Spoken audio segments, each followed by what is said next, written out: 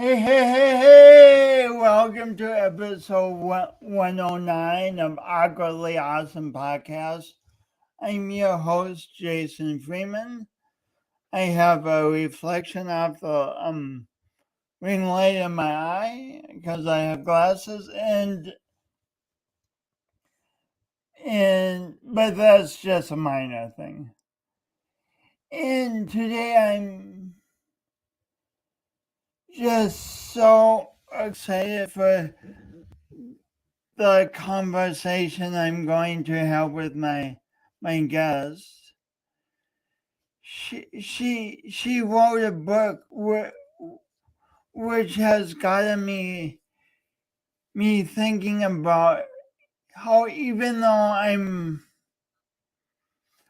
I think of myself as great at asking questions and being curious about people, there's some things I just don't think to ask about, not because they're too personal, but because I just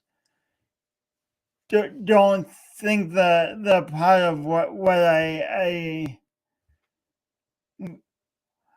because frankly I don't think they interest me, but then reading her book I'm like, why not take an interest in some of these things? So with that,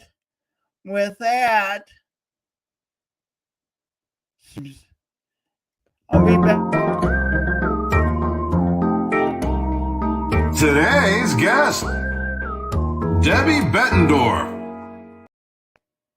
Hey, welcome back to Awkwardly Awesome Podcast. Let me tell you a little bit about Debbie Bettendorf.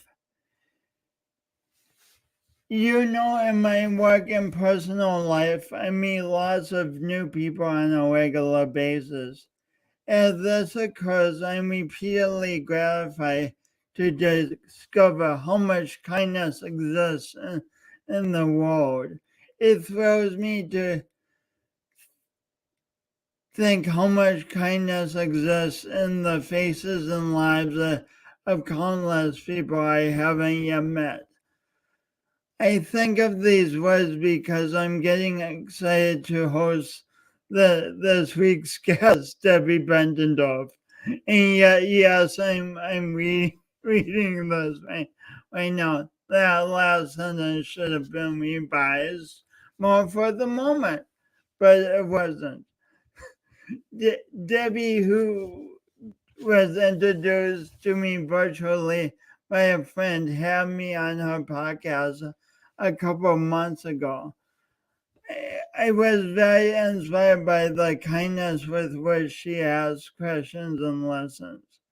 Listen, Debbie offers sales and marketing services through her business, Shoults Bettendorf. She also has an image consulting business called Find Your Fabulous. Her business inspired her to write the book, Find Your Fabulous. Love yourself on the inside and look great on the outside. On her podcast, Find It, Debbie talks with her guests about how they found success, wealth, love, and health in an effort to help our audience grow in their lives and find whatever it is they are searching for. So with that, please help me welcome Debbie. Hey, thank you for that beautiful intro. I so appreciate you, Jason. Hey, thanks so much for being on, Debbie. I'm honored, Jason. Thank you. So is it okay if we get right into it? Let's go. Let's get right into it. I'm ready. So if I love starting out here, and doing a lot of podcasts, But if I had asked you, little Debbie, when you were 7 years old, what you wanted to do when you grew up, what would you have said? That's a gosh, I haven't thought about that in a long time. It was theater. I used to watch uh, old films, and it was always like really it drew me in. Like I could see myself playing a character where I could be anybody else. And I really admired those actors and actresses. And I always thought, oh my gosh, I want to be on stage someday. And I never really, I mean, I did through, junior high and high school, but that's as far as it really went. But that dream was so real in my mind as a little girl that I could see myself on stage like that. Fun, What, fun what, throwback. what was the favorite role you played in junior high or high school? Oh, well, it just now popped in my head. I was Alice in Alice in Wonderland in No junior high. way. Yeah. And junior high, I think I was in 8th grade or something like that. And then in high school, I was in a play. I was in a lot of plays, and it's been a little minute since I've graduated from high school, so I'm having time. There was like I can't remember the name of it, with Daisy May, and they were all in it. It was just kind of like a really fun, high school vibe. And I did a thriller where it was like a Michael Jackson type like thing. That was fun. I remember those. That's a shocker. Like I can retrieve that. But the Alice in Wonderland was probably my favorite. It's interesting.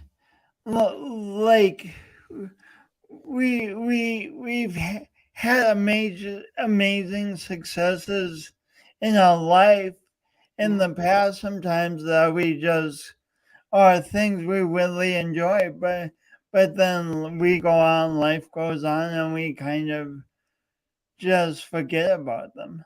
Yeah, it's like you just kind of put them in a scrapbook and you close the top cover and you put it Mm, away, but you just had me open that scrapbook up, and that was fun. Thank you. I liked it. mm. So the and, your amazing book is all about self confidence and Mhm. in really loving ourselves on the. Oh, I love the subtitle. Love yourself on the inside and look great on the outside. Yeah. So, What? Yeah, yeah, you want me to just go for it? Why I named it that? yeah. Sounds good. So in the process of creating the title, I knew from my image consulting business that I had started several years ago that I had learned so much from working with women. I have male clients as well, but especially women, that uh, even the most beautiful of women sometimes would hire me to help them look fabulous. And they really all had all the tools that they needed, and they already really looked fabulous. And what I came to realize is many times women just need that reassurance, self assurance, and a little boost for their confidence. And over time, I had a lot of interaction with this, and I do it myself. And it made me self reflect when I worked with other women. Like, I do this too. I really do. And it made me start to dig a little deeper into why. And so this book was brought into existence, and I was inspired to write it through my image consulting. So the reason then I say my business is called Find Your Fabulous. And what does that title mean? It definitely means not it definitely means about everything on the inside and very little about what you wear and what your hair looks like and what your makeup looks like and your clothes. It's more about shining from the inside out. And so the name of it being Find Your Fabulous. And then I added, love yourself on the inside, look great on the outside.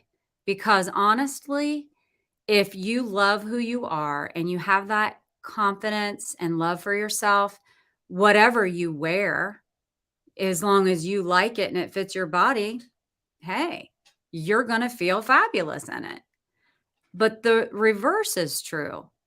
You can dress up in the most gorgeous outfit, have the best makeup, have your hair to perfection. But if you don't love who you are and have that confidence, you don't see it. You don't think you look good, even when everyone else from the outside thinks you're gorgeous. Mm. Yeah. Mm. And that's why I named it that.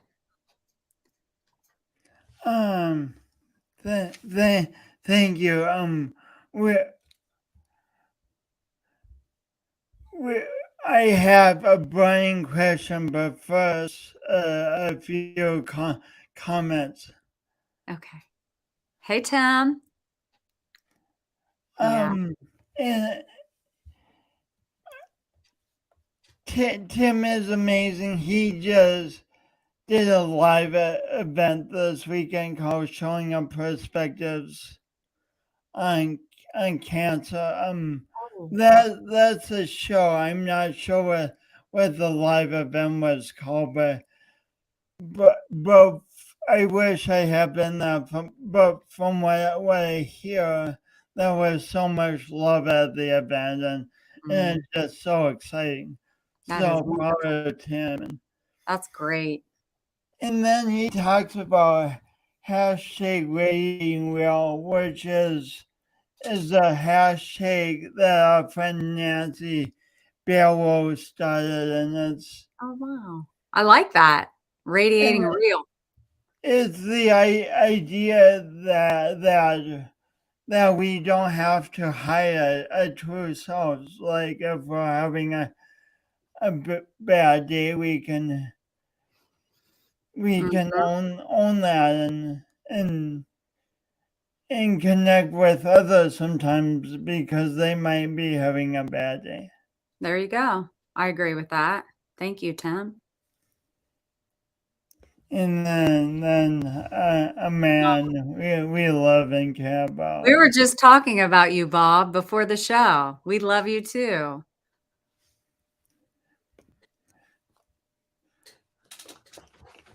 We do. Back to my burning question. So if I or you or anyone else looks good on, if like 200 people in a room say, "Wow, Debbie looks amazing," but you don't think you look amazing, why does that matter? It's 200 to Yeah. 1. Why does that one person you not thinking you look good matter in that situation? Yeah, I mean, great. Yeah, great for wording it that way. You know, the fact of the matter is we're on this life's journey and we're wanting to be whole and Mm. appreciate life in the moments. And if you're constant, just like this, Jason, how many times have you complimented someone? And Mm. especially this is goes with women, and they say, "Oh, no. Oh, this Mm. hair, oh my god, it's awful. I have to oh, this outfit, I've had it for 300 years." It's like and you're like, "Oh my goodness." And Happens a I've done this. lot. Yes. And you know what? Let's radiate real here. I have done that my entire life. I could not take a compliment. It was always I don't know why I really did because of course I enjoy getting a compliment. But what I found is I wasn't able to accept them with grace. I would turn around and say something negative about myself instead of just simply saying, thank you. So now I've made, and over the last couple of years, I've made a very conscious effort that if someone is so kind to give me a compliment, I'm going to say thank you. And I don't have to put any negative responses to it. It's okay for us to accept a compliment and enjoy it, you know? So I think that to answer your question a little bit better is if you get to a place where you truly love who you are, you're able to accept a compliment. You are a happier person because you're confident and self-secure in who you are. And then the other 200 people who have their thoughts on Mm. you, it's great, but it doesn't really matter because you're confident and you know who you are and you are okay with the way you look and the way you feel and the person that you are. Because let's turn it this way. What if you would have said to me, Jason, what if you would have said, well, you were sitting there and you felt like you looked really good that evening, and there were 200 people that thought you really looked bad. Well, if we are so worried about what other people think all of the time, it's going to constantly affect our mood and our self-esteem. So if we get to a place where we're good with who we are, then good or bad, what anybody else thinks really doesn't matter. And also going along with that, I have the sense I haven't investigated it, but if someone really is confident and owns themselves and owns their outfit, people are going to stand a higher percentage of time thinking that outfit looks good on them because that outfit, whatever it is, exudes that confidence. Yeah. And I want to say two things to that. One, we always have to remember that humble is great. Humble is a good thing to be. So we can't confuse confidence with arrogance or being conceited, right? Because that's not pretty. So when we are confident, it just means we love who we are, right? And we're okay with whatever we wear. We feel good in it. And that's good enough for us. The second thing is what, Debbie? What was I going to say? Um, what we look good in. Oh, I know. So, have you ever, and I do this all the time, like I may be in the airport or at dinner and someone walks in and they are in an outfit that may be something I would never buy for myself, Mm, mm, but mm, they are owning it and mm, they are wearing it. And I'm like, oh my gosh, I love that outfit on her. Like that, you don't have to, it's the way you wear it. It's that those women that know who they are and love themselves, and they could be in anything and they just are okay with it and they own it. And so it does make it more attractive. It does. mm. On page 14 of this excellent book, Find Oh Your no, I'm getting a Fabulous, quiz. if you haven't gotten it, it's available on Amazon. Yes. But Amazon on and page, Barnes and Noble. what? It's available online on Barnes and Noble as well. On Amazon and Barnes and Noble. Awesome. Got it. So, and I this is a side note, but I love in the book how you mix up Yeah. which makes mix up how you present information, which makes it really fun to read. Oh, I'm glad you enjoyed it. And I'm so glad you read it. Thank you so much. Yeah. I'm wishing I had like 5 hands right now. But anyway, on this page, 14, it says the most gorgeous outfit is fabulous only if the person wearing it owns it and is confident. Confidence is gorgeous. Confidence is gorgeous. Confidence is gorgeous. It is. It's just, they're the people who you meet and you're just immediately drawn to them, and it has nothing to do with the way they look. There's that something that they have. And that something is a love for themselves and confidence. And that's gorgeous. It's so gorgeous. And Jason, have you ever met anyone that when you first met them, and I'm just being real here, like it's not someone that you would like stop dead in your tracks on the street because they're just stunning, but you get to know them and then you're like, they are gorgeous. Oh my gosh, she is beautiful. And then you think back, wait, it wasn't it's that inner beauty of confidence and love and kindness and compassion that you feel when you're around people like that. You really can feel the energy exuding out and filling up the space with goodness. Mm-hmm. You totally can. You can. Oh yeah, You yeah. can feel it when you're around someone that has that.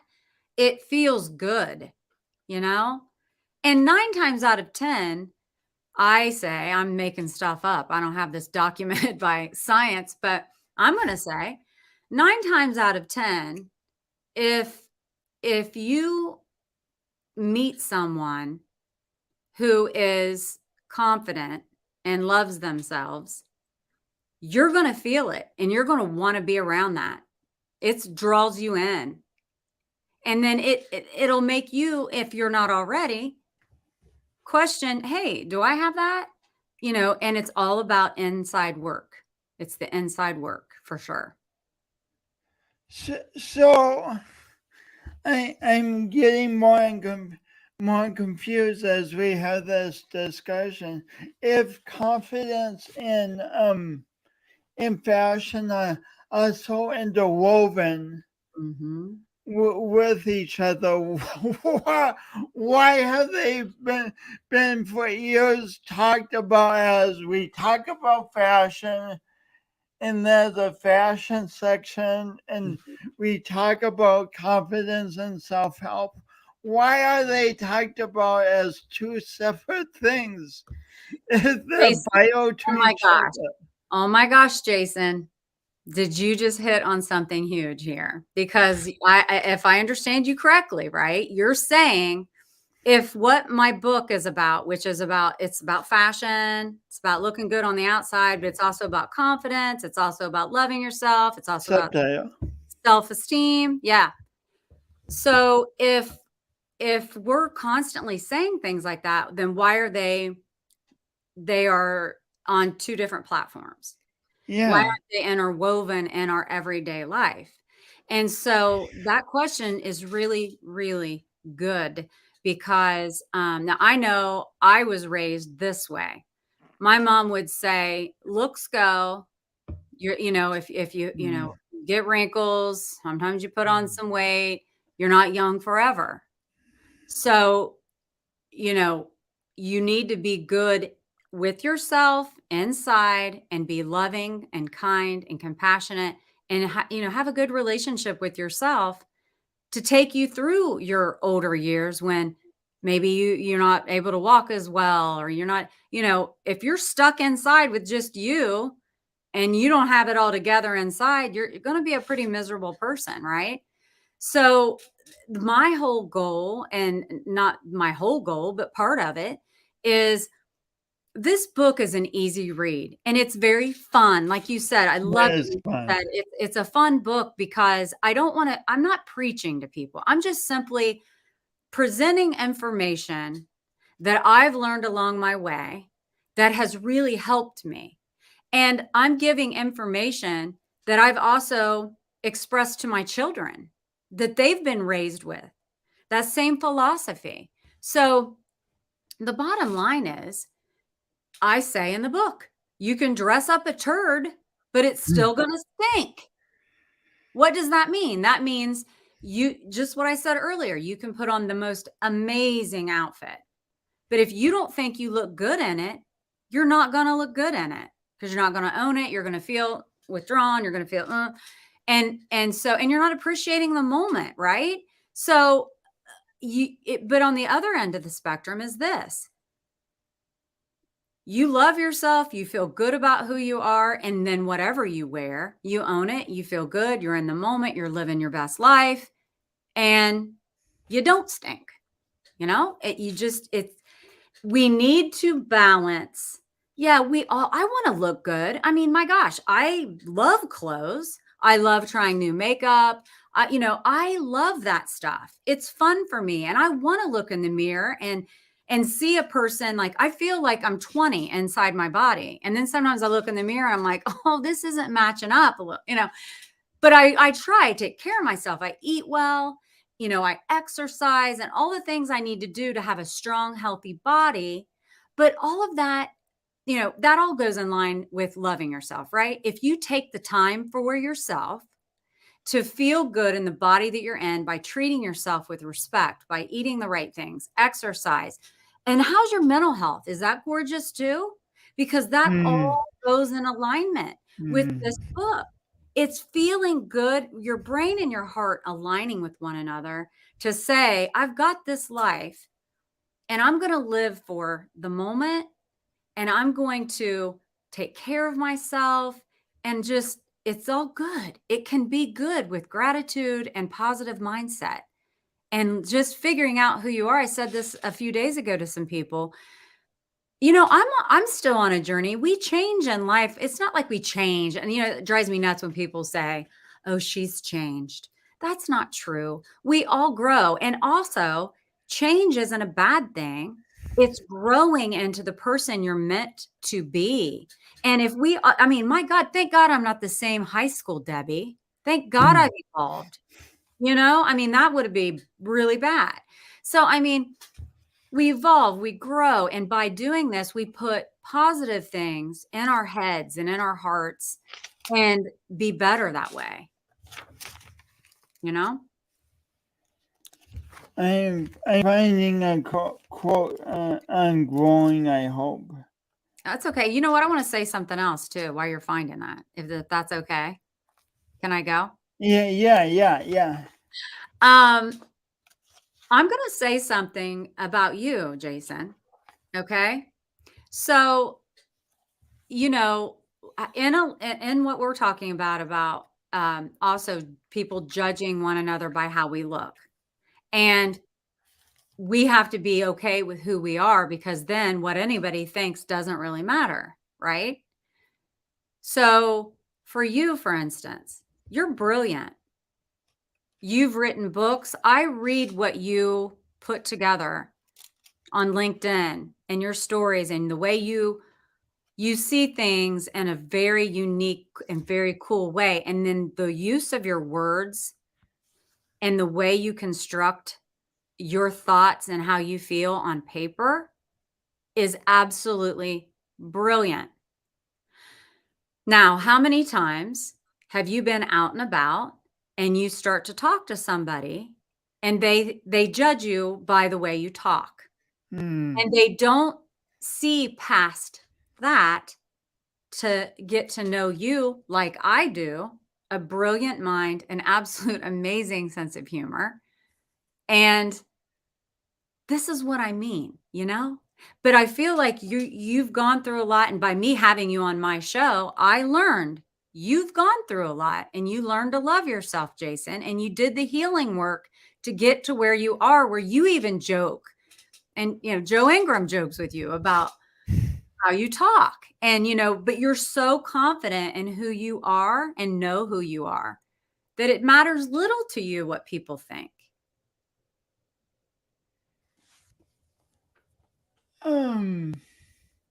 Thank you. You're welcome.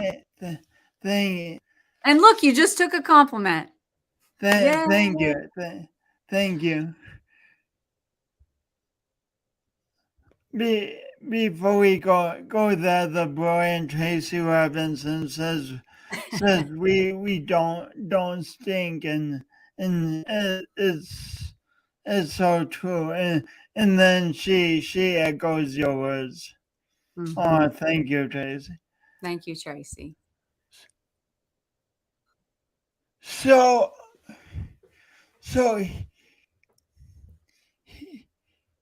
oh, Jenny, thank you, my friend. Thank Aw, you. that's nice. I love, so keep it coming. Oh, and then speaking of Oh, hey, wonderful Lynn. people, hey Lynn, you're amazing. So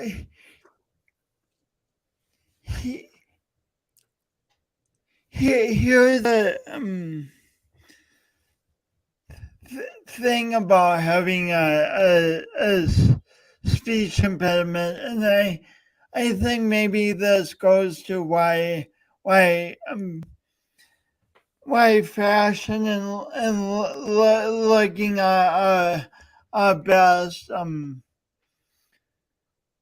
in the way we want to is important, because if I just walked into a room and heard someone speaking like me, I may make assumptions. I would wonder, are they drunk? Have they had a stroke? Oh, yeah. The intellectual, I would wonder about the intellectual just capabilities.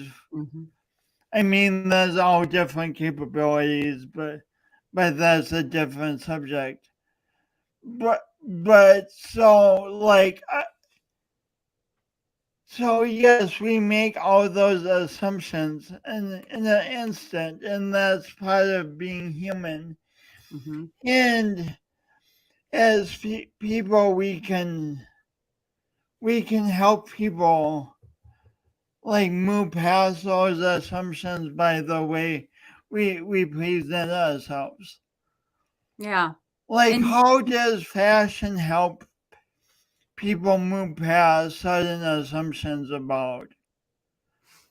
so, you, for example? How does dressing well help other people? yeah. Does So, that make sense? yeah, it does. If I understand your question correctly, you're asking, fashion can definitely, the clothes that you wear and how you present yourself definitely plays a role in our human lives, because human beings are extremely visual. And so, upon the first moment of meeting someone, we see them, and within 20, probably less than 20 seconds, here I am making up stuff again, but I think it's like 10 or less seconds, actually scientifically proved here, is our immediate thought of what that person is, who they are, and a judgment there. So, for instance, I would go into colleges and do presentations to college students to get them prepared to go out into the workforce and have interviews. And I would give them ideas by slides, prezzies, or PowerPoints, showing them this is appropriate, this isn't. We all have our own personal style, but when you go to a certain place, it's called for certain things. So you just need to kind of like play it, wear the classic, conservative looks for an interview. So with that, yeah, I mean, if you walk into a place and you have ripped jeans and you're not, you don't look clean and tidy, you're going to get judged in that way. And it's not something I want to happen. And when I work with these college students, it's just something I say because it's the truth. And, we're human beings and we all do judge to a certain degree, some more than others. And so that's how fashion can play a role in how we are perceived. And, sometimes if you're too dressed up, you can get perceived in a negative way. And that also, like, well, who does she think she is? Well, who's he? What's going on? You know, all of these different things. But you know what? It goes back to what I said is when you're okay inside and you know who you are and you're confident, then it's okay, other people's opinions. But I really feel like the more people get in touch with who they are and they're confident, the less judgment everyone will have on one another because Mm, you've accepted yourself. mm, And so then why not accept someone else? And mm, I've mm, never been a judgmental person. It makes me really sad. It bothers me. It really bothers me. And this is just a personality thing. I don't like it. I don't like when people judge people and you know, for any reason. It makes me very uncomfortable. And I think that I know deeply that I really don't want to be judged myself. And I don't want then to judge others. Yeah, thanks, Lynn. So, you know, I think it's important for us to step back and evaluate ourselves so that we can love others more deeply and we can be better to one another. I think that's the recipe. If you're okay with you and you love yourself, you're going to love other people so much more easily and you're not going to be mm. judgmental. So self-confidence is part of the equation towards creating peace. Yeah. Ultimately, Wow. I mean, you know, that's a big mouthful of us to say, but ultimately, I believe that when people lash out, Jason, you notice that it's most of the time it's because it's an insecurity that they have within themselves. And it's not really what the other person has said or done as much as it triggers them in some way and or me, right? I mean, I have things that trigger me that make me upset. But then if I really evaluate myself, it's like that bothered me because that's an insecurity of mine. So Mm, that bothered me. So mm, then Debbie needs to do some more work. I need to heal a little bit more. I need to investigate why that made me feel so icky. mm. Tracy says that's the rub. Yeah. Self-confidence comes and goes like the weather. Tracy, you are so right. It's a daily thing. Like when you say something negative to yourself out loud or either in your own mind and you catch yourself and place a positive something in there, it really works. And I catch myself doing that far less now than I used to, but I still do. And it's a constant like balancing act through the day. If you're really self-aware enough to catch it and to say, get back on track.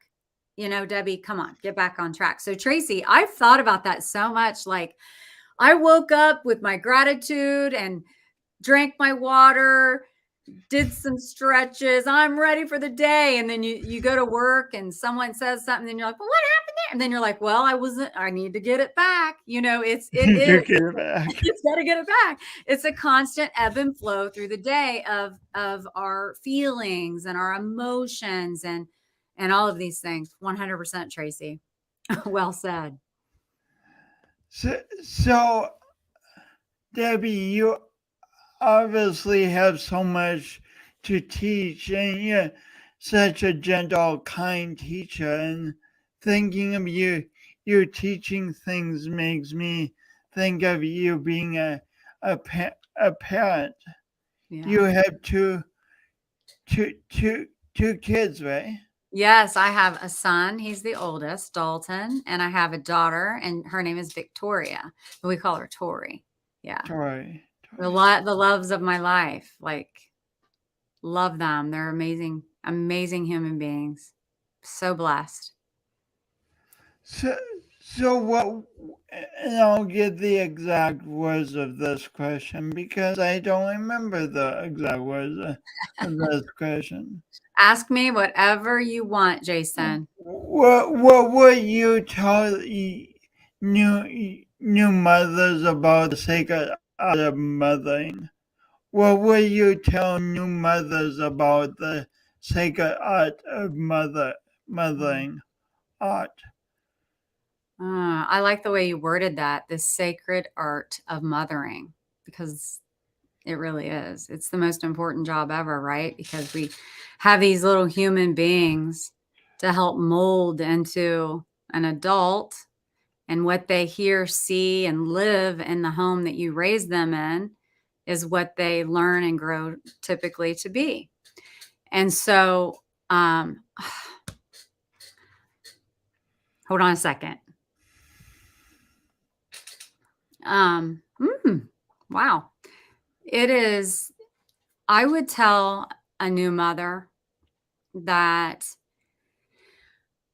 be present with your children and always let them know that they are loved, that they are loved, and not just tell them, but show them they're loved in the way that you are present. You know, and I think back, and I had a conversation with my daughter not very long ago, and I was annoying to them because I was always there. You know, I didn't miss anything, and there were times that they're like, "Oh my gosh." And then, I set up family nights where, everybody, I don't care. You're not doing anything on a Tuesday night. We're going to have dinner together. We're going to sit down. We're going to talk about things. We're going to play board games, whatever. So that we did that for years. We're all busy people, but you can carve out some time with each other. And I was talking to my daughter not very long ago, and she said, "Oh gosh, you were always there. And thank you." And I was like, "Oh," because they get older and they realize you were always there and that was annoying, but thank God you were always there. And I loved to be there. It was my joy. That was my soul's purpose for many years until they were adults themselves, was to be completely present with them and be there for them to help them grow. And, I always said, I just want them to spread their wings and do what they are called to do in their careers to bring, to bring joy into their lives. And I want them to be confident and love themselves. And I want them to be good citizens. And I want them to give back to others in need. And they are. They are. And, and I'm just so thrilled with their personalities and their, we, like, my daughter's fiery, and sometimes we still, she's very fiery. And then my son's really chill, but he's hilarious. And then they both live in Columbus, so they get to spend so much time together. They're there for one another. And I love that. And so it's really good. So any new mom that's out there, and not everybody has the ability to stay home. What 2020 did prove to us, though, is we can do an awful lot nowadays with the technology. Be home with kids, that's not being fully present because you got to work, but they know that, the kids understand when you have to do things for the greater good, to pay the bills and whatever. But the moms that have to work, just when you're not working, look at them, pay attention, let them know that they're worth it. They're worth your time, and that they're loved. Hug, love. That's the main thing. Love is where it's at, people. It's all about that. It's not about how many toys they get, how many Christmas presents they get, how many birthday presents. It's about the time you put into them and the care and the genuine love. That's where it's at. So, very powerful, very powerful. And I kind of envision a new parent watching and going, I hear you, Debbie. It makes sense. I want to be present and always loving, but sometimes Sometimes I'm in a bad mood. Mhm. Sometimes I'm distracted. So what would you say about padding and imperfect Oh, yeah. padding and perfectionism, or the instinct to try to be perfect as a parent? Yeah, so here's that's it made me think of something. No one's perfect. Not anything in the world is perfect, and those expectations that sometimes we put on ourselves is unrealistic. So what I would say to these mothers is, I am not a perfect parent. I tried to be. I just simply was not and am not, right? But I try to grow and get better. I've learned, oh, and this is another thing I'd say. Mm, Be open to learning from your kids. I mean, at age 2 to mm, 22 and beyond. mm, mm, They teach us so much. Like, I remember Dalton saying one time about just the cloud and, like, look up and that looks like, and your daily grind and being busy and doing all these things. Sometimes mm, you just don't look up. You don't take mm, the time. And he taught me at a very young age to take a second and just look up and appreciate mm, what you see. And so perfection is unrealistic. And I've made a lot of mistakes in the way I've handled situations with my children. And I've had moments where I have been grumpy and I've snapped and, like, said things that weren't very nice to them. And then, though, here's something I always do. I'm not saying that this is a cure. You should be able to maintain composure even when you're grumpy with these little bodies, these little human beings who are being molded into, we want to be a successful, happy human adult. But if you do snap, let them know, I that was wrong of me. I'm sorry. mm, And it's mm. not because of you, it's because I handled the situation in the wrong way. Oh, wow. It's not because of you. It's not It's because of because you, it's I because of me handle. not handling it. And so Wow. it's the truth. And so let's own that too, that we all make mistakes. And oh, by the way, it's a great lesson for our kids to see that we can own up to our mistakes and that we aren't perfect and we're not trying to make you perfect. We just want you to be the best, happy human being you can be. I mean, Mm, I learned along the way, Jason, and that's why my daughter actually wants to write a book with me about the things that we taught one another. And I'm like, wow. we can do that. And she's That like, sounds Mom, I really think, amazing. yeah. She's like, Mom, I really think we would do well with this because, I've learned so much from you. And I said, but Tori, I've learned so much from you and Dalton too. So Wow. it's amazing what we do for one another. If we're open to, sometimes we get into a mindset. I've not done this though, but I know it can happen. I love learning from my kids. I'm Mm, blessed. I feel like, wow, that's mm, amazing because they have their own perspective on things. And sometimes I'm enlightened by the way they view things and I'm like, I learned from you today. Thank you. mm.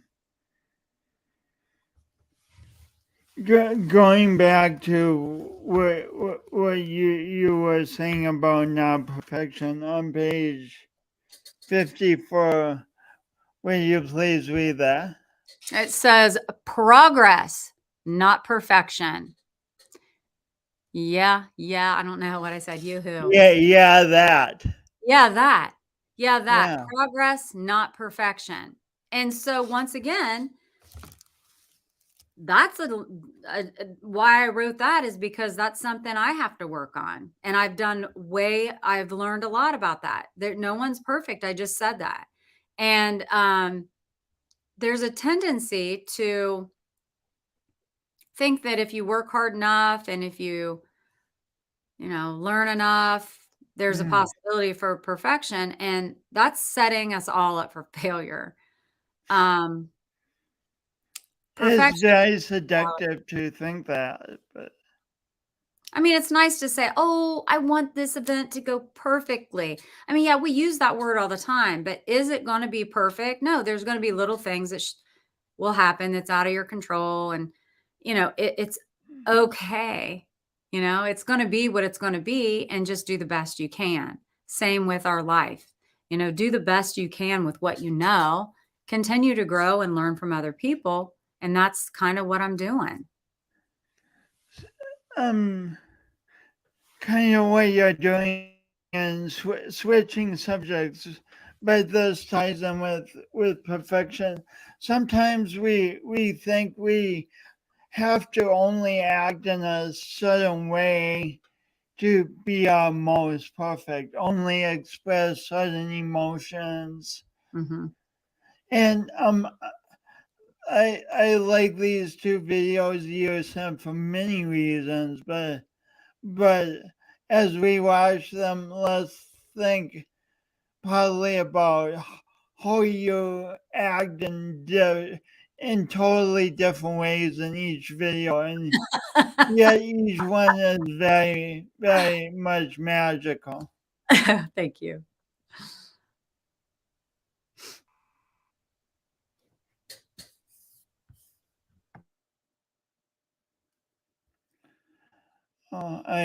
Get exercise.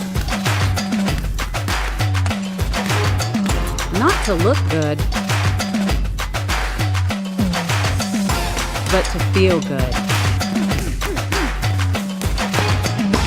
Move your body. So Debbie, quickly, how would you describe your attitude and how you show up in that video? Yeah, I seem pretty aggressive there. It seems, I do though. I love AP prep as a boxing workout that I go to 3 or 4 times a week. And it's like, it feels so good just to beat the crap out of a bag or work out with mitts. And it's it's a release. And I like go in beast mode. In fact, it was so funny one time, this girl said to me, like right after the class, she's like, you know what? I see you in town at work and you like cloud hopping around in high heels and all dressed up. And she goes, Debbie, you get in here and you're like a beast. And I started laughing. But it's a stress reliever. It feels really good. It's great exercise. And yeah, I go in there and go let it all out. And is it immensely challenging too? Yes, it is. It is every single time. I've been boxing for about 7 years, I think. And I have a love-hate relationship with it because if I go, it's always hard. Even though I do it all the time, my body's conditioned, but you push yourself, right? So you don't just go through the motions. When I go in there, I'm like, I woke up at 5 o'clock this morning. I'm going to make it worth it. So I go, my class starts. You go at 5 o'clock in the morning? My class starts at 6 a.m.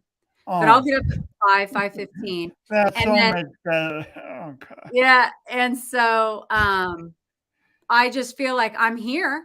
I need to, and so when I'm there, I try to push myself. So it's never, I never leave going, well, that was easy. Never. But And how long is the workout? An hour. It's an hour. It's An high hour. intensity for an hour. Yes. That's doing strenuous activity for an hour. That's a lot of work.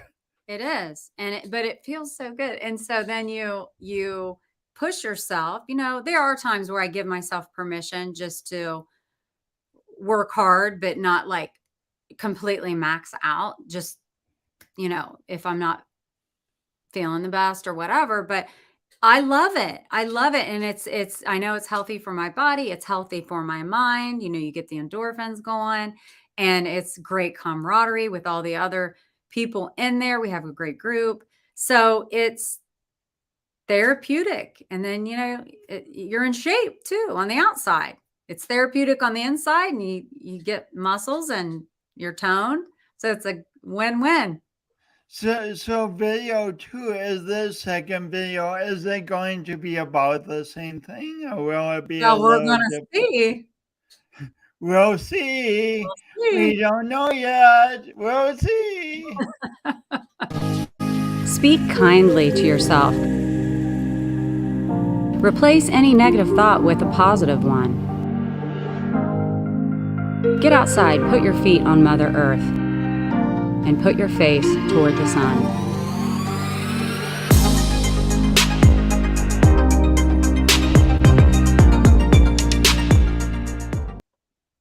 Jason, you just don't know what Debbie you're going to get.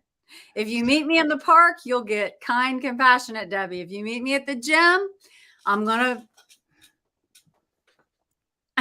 So how would you just describe that video? Yeah. So, and I believe in all of this, the working out to help that and to help your body be healthy. And I believe in journaling and gratitude and compassion and kindness that starts inside. So both of those videos showing my personality that's me. And we all have different aspects and sides and we're not just one dimensional, right? We are so, people say all the time, we have layers. We do. Every one of us do. And so, if you meet me at the gym, I'm going to be beating the bag. I'm going to be punching you. Hold your mitts up, in daily life, in my life, I really want to treat people with kindness and compassion. And, I really want that in return. I just feel like we should treat the old adage, treat others as you would like to be treated, and I think that comes easily to me. And even when people aren't really that nice to me, I still try to be nice from a distance. Just, it's important for our own mental health to put ourselves with people who have good energy or we feel good around too. If you're constantly trying to make a relationship work and it's work and it doesn't feel good, sometimes you just have to back away and, you got to do that for yourself and for your own mental health. Powerful. Yeah. Before we leave this subject and get on to the last very few questions, what would you say to someone listening or to me, both, I guess, about honoring the different layers we have within us? Yeah. So I like the way you word things, Jason. Honoring. Thank you. Yes, you're welcome. Honoring all of the layers. I've never heard it put that way before. Like I said, when you start doing the work and you evaluate and you go really deep and you think about situations that upset you or made you angry or whatever, why? Find out who you are and why things are triggering you, or find out why the things that you are around that make you really excited and make you feel love and make you feel really good energy or give you energy and it doesn't drain you, and catch yourself in moments where it's happening right then. I can feel myself getting upset. And well, why? What? So when you say honor the layers, that's what I think of in my mind. Honoring those moments where we may not handle things exactly the way we would have liked had we not just had an emotional response right away. And it's okay. Do better next time. That's part of your personality. Rein it in, reel it in a little bit and work on you, but honor who you are. And that's what I always say. When you love yourself, you'll recognize things that you don't necessarily like that need some work. That's okay.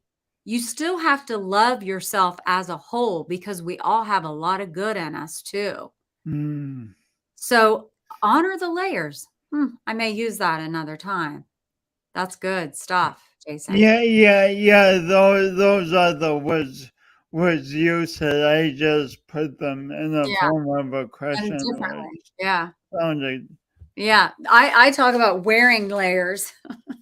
Oh, Layer up. It's fall, wear layers. nice. Love your layers. Let's do that. So I always ask people, my guests, this question. I talk about the power of doing our imperfect best, and what it means to me is we have a vision of the best we want in our lives and in our work and in our relationships, and then when we're going for it and fall short in our mind, obstacles come up. We look at the things and learn from them, and then keep moving forward rather than stopping and saying this isn't for me. Mhm. What? So that's what doing my imperfect best means to me. What does doing your imperfect best mean to you? You know what? Just doing it. For years, I would fear not doing something really, really well, so I didn't do Mm, it at all. mm, And that's the only time I would ever use the word failure, is if you just didn't try. mm, Because if you try and it doesn't work out, it's not a failure. It just didn't work out. It was imperfect. It was your imperfect best. mm, It wasn't a failure if you try, because, mm, you learn so much along the way when you give things a try. And, I always laugh too, because I would always make my kids try a new food. And if it looked weird to them, they didn't know. Ew, no, you're going to at least try it. And if you don't like it, you don't have to eat it, but you got to try it. So then I need to take my own advice. And if there's something that sounds fun to try, or if it's a business opportunity or whatever, and I really want to do it, but then fear kicks in and I don't do it, to me, mm. that's not a win. But doing it anyway, and maybe doing it your most imperfect best, that's a win and it's amazing. And that's what I say. Just do it. Nice, nice, very wonderful. Oh, thanks, A- Jason. And how can what's the best way for people to contact you? You know what? I am on all social media platforms. LinkedIn is an amazing business platform that I enjoy very much. And we're on there live right now, I believe, right? So, Yeah, Debbie Bettendorf, you can message me on LinkedIn.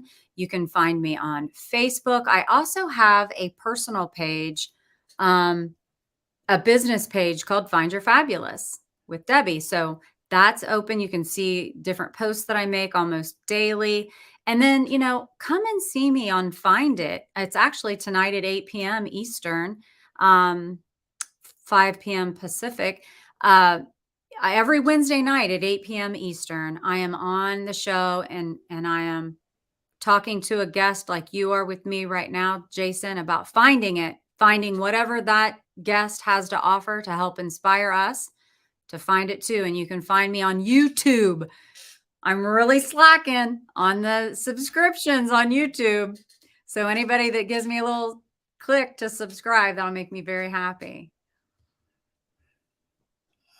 wonderful. So find your fabulous with Debbie.com. That's fine. They won't find me there. No, It's no. So what find your is it? it's Find Your Fabulous with Debbie on YouTube. That's how you can find me on YouTube.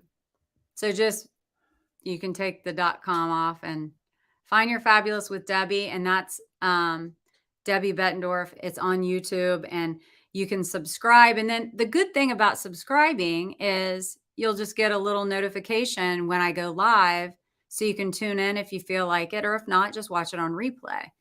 I love when people come live, though. Thank you to all the listeners and viewers today who came on your show, Jason. That's amazing. Thank you Yeah, guys for yeah. joining us. It was great seeing them, huh? Yeah, it's fun when people come in with comments like that. I love it. Yeah. So did I get it? Yeah, you got it. Cool. Well. Thanks so much, my friend, for coming on. Thank you for having me. It really warms my heart. I feel very blessed to have gotten to know you and introduced from Ingram. Joe Yeah, Ingram. yeah. Thank you, Joe. Yeah, amazing. So thank you for having me, and thank you for everyone coming and listening. It makes me so happy.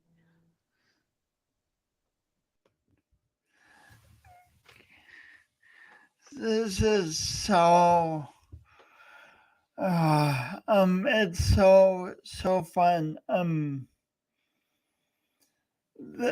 We each have so much wisdom within us, and the people around us have so much wisdom within them.